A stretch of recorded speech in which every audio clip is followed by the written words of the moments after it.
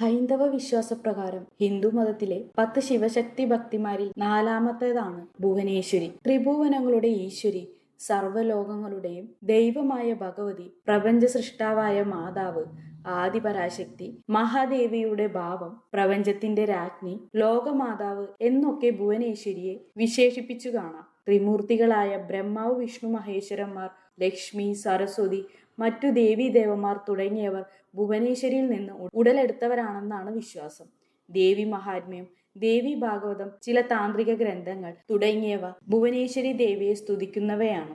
ശ്രീമാത, ശ്രീ മഹാരാജ്ഞി, ശ്രീമത് സിംഹാസനേശ്വരി തുടങ്ങിയ നാമങ്ങളിൽ ലളിതാ സഹസ്രനാമത്തിൽ സ്തുതിക്കപ്പെടുന്ന ദേവി ഭുവനേശ്വരിയാണെന്ന് വിശ്വസിക്കപ്പെടുന്നു. എല്ലാവിധ ഭീതികളും ആപത്തുകളും പ്രതിസന്ധികളും അകറ്റി ഐശ്വര്യം പ്രദാനം ചെയ്യുന്ന ഭഗവതിയാണ് ഭുവനേശ്വരി. മറ്റെല്ലാ ദേവീ രൂപങ്ങളും ഭുവനേശ്വരിയുടെ വിവിധ ഭാവങ്ങളാണെന്നാണ് വിശ്വസിച്ചു വരുന്നത്.